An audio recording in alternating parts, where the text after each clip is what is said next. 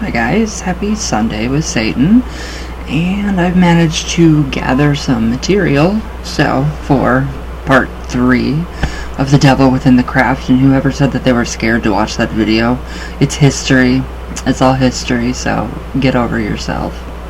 Alright, so I'm actually digging into A Deed Without a Name by Lee Morgan. If you guys have not read this, A Deed Without a Name, it is amazing. It really is amazing, and it really gets to the core of what traditional witchcraft is. There's another book, Besom and Stang, I think, The Sixfold Path, very non-religious, coming from a practical practice standpoint or viewpoint or whatever about traditional craft. So it's neither, it's you know, in that other book, it's, you know, it's a practice, not a religion. There's no deities, nothing in it. So we rely on ourselves and, you know, etc., etc. But I thought this was more interesting. So, okay, they're pretty much amorous devils, and this is a quote by Aleister Crowley. So, the serpent Satan is not the enemy of man, but he who made gods of our race, knowing good and evil. And that is a quote by Aleister Crowley. And there's still no good and no evil, no true good and no true evil, and we all know that. So, now, alright, now, the devil, it's always quotes the devil, it's never, you know, is said to appear at the crossroads, near a gallows, or on a lonely highway, and have many disguises. We all know the disguises, so folklore makes it clear that you can never really trust him, and yet the Scots tell us the devil is good to his own, unquote, which is true. Modern traditional witchcraft worships him. No, we don't.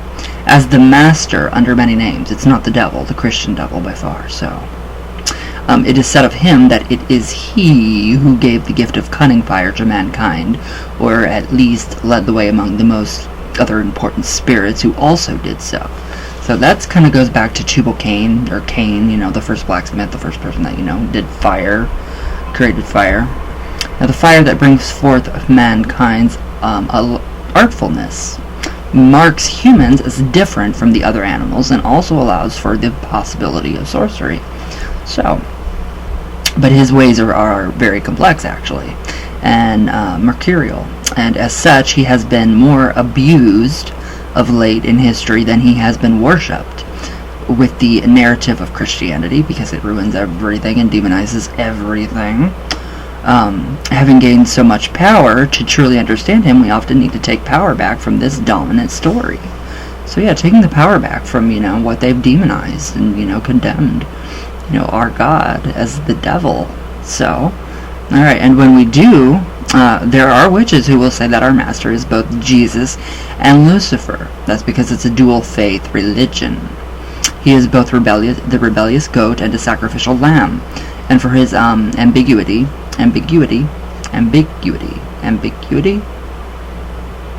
Anyways, at every level he is revived. He is reviled by society. He is Jesus about to be crucified, and he is Judas, the betrayer, who gives Jesus up to be crucified. So, I mean, it's dual faith, but then again, you know, it's not. It's completely not, you know, the horn god is not, you know, the Christian devil, literally, it's not. But, you know, I mean, I guess the Christians stole our god, our horn god, and turned him into the devil, so, I mean, you know, in a sense, yeah, it is.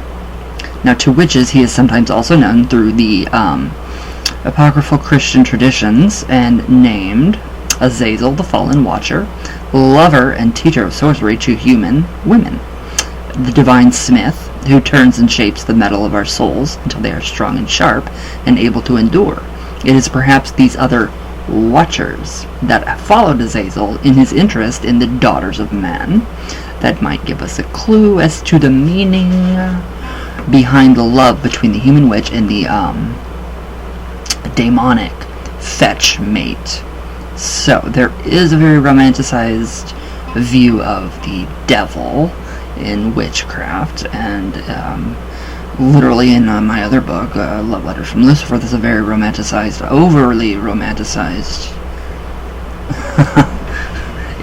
view on Lucifer.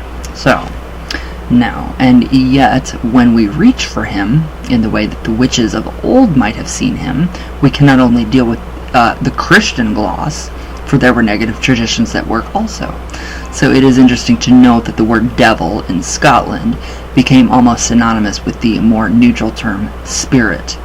So demon and spirit, pretty much the same thing. Bringer or helpful spirit, which is what demon means. So this is well illustrated in the still common saying, "Oh, you poor wee devil, you poor wee devil." Yeah, you get that. All those kinds of sayings, which is simply a way of saying "you poor soul."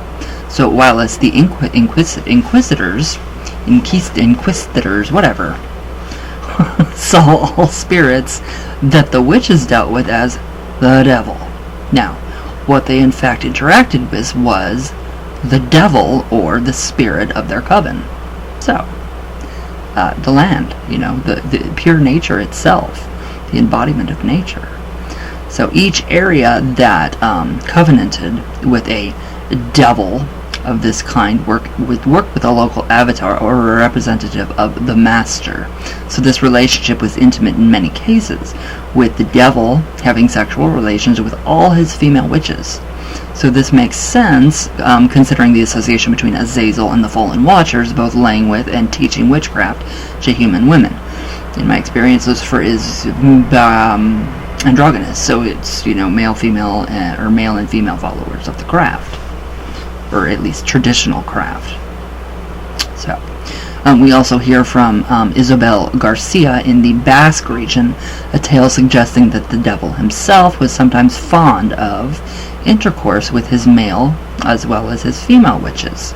So in Isabel Godi, through primarily mentioning the women in her coven having sex with their devil, does say of her mixed sex coven that the devil would lie with any and all. So that's the whole thing right there. That's the whole thing. It's acceptance. So there's a little other evidence of the devil behaving in this manner, though Michael Eskren of Scotland in 1613 was found guilty of witchcraft and sodomy as part of a co-joined crime. Wow. Though there is no further information with whom this was performed. Okay, so yeah, you got in trouble back then for being, bisexual, or gay, or, whatever. Now, usually when a man obtained an important connection with the devil, it was through the medium of a female figure, as happened for Andro, man with the Queen of the Fairies, and the angel/devil, Christende? Wow. Otherwise, for men, the focus of any sexual union with deities was simply a fairy woman or the fairy queen herself, the Queen of Elfhame. So, now the fairy queen was not quite as well known for her amorous pursuit, obviously, of human men as the devil was with the women.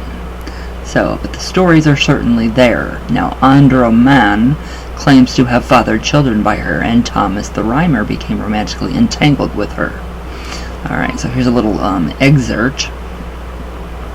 Congress with the devil became a popular part of Sabbath mythology. But testimonies like the vivid one of Isabel Godi suggest that we cannot write this off as merely the exaggeration of the interrogators. There are simply too many details here that an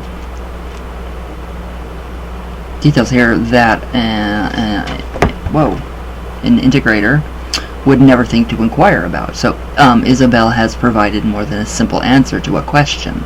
Yes, I have copulated with the devil. She provides us with a rich narrative of the experience, and she does too. It's wicked.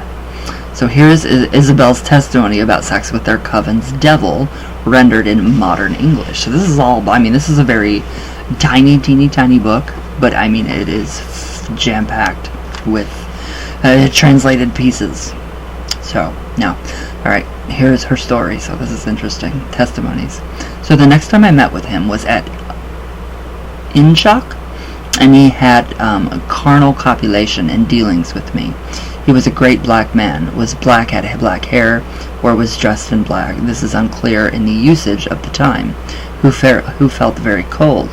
His penis and semen were as cold in me as well water. Sometimes he had boots on, sometimes his cloven hoof was visible.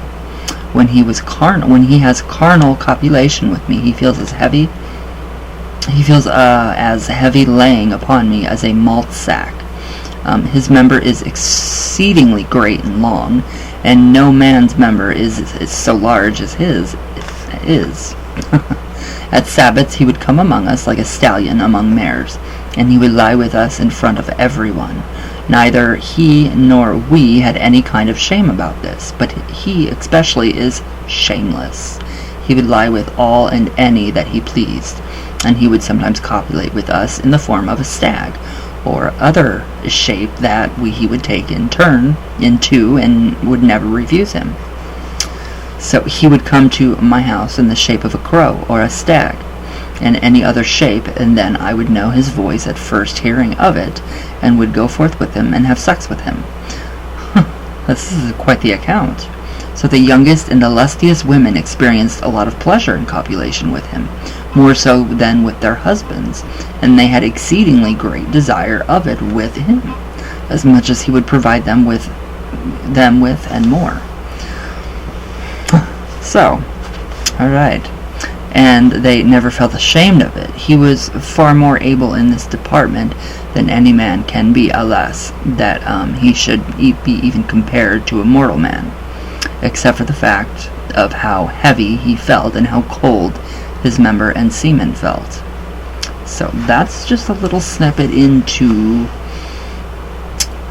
some of these different, historical, this is a historical part of witchcraft, the devil in witchcraft, so yeah, of course it's going to, we're going to have accounts like that, big time, crazy accounts, and that is insane.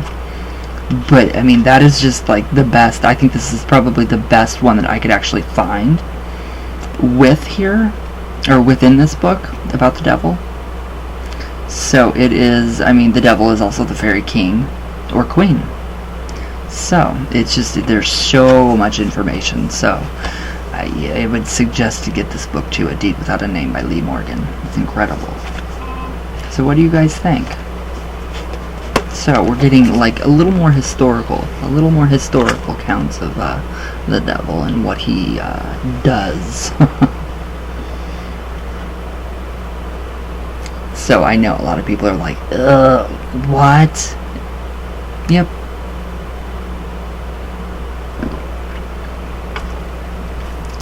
Hey, it's a part of history, so... Alright, let's do some coffee talk. I thought it was interesting, so... But yeah, I do like it. And I kind of want to go into the... I kind of did already go into the psychological part of the devil and why we, everything that we say that we're not, we are. So, literally the devil, in depth psychology could represent, lower animal instincts that we have yet to, overcome and control. But this is just strictly within, as a deity. But the devil really is not a deity. So this is strictly within traditional craft.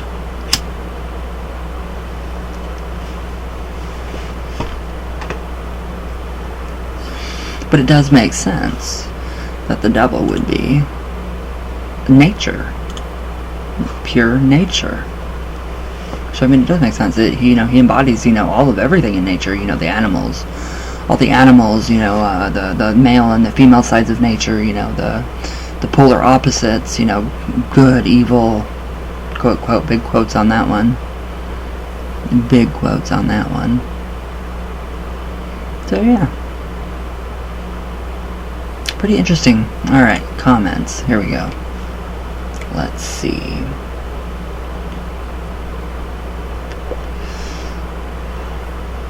But then Carl Jung thought, okay, well, the devil and Jesus are one and the same. So, and I do kind of believe that too. So, because Jesus was evidently born in the Piscean era, and then came another one, which was supposed to be the Antichrist.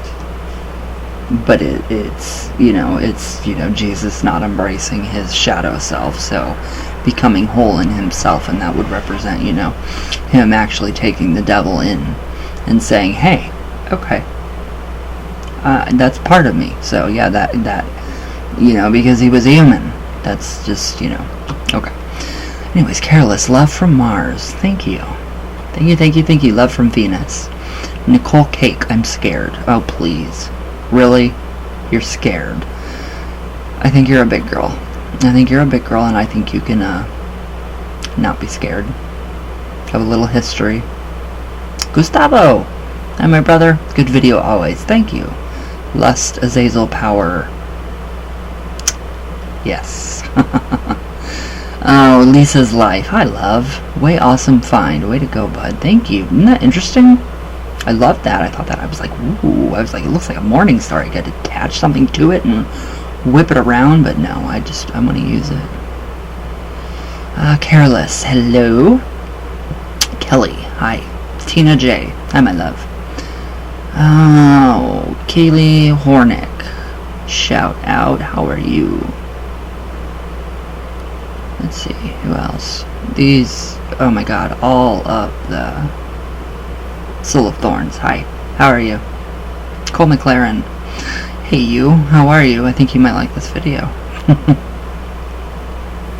Let's see, Coffee Power, Gustavo. Yes, always. Always coffee power. I would die without my coffee. I literally would. It's not really letting me get to you guys. Lady Blind Wolf, hi. How are you? Bitter Almonds, hi love. Who else? It's like not letting me go down.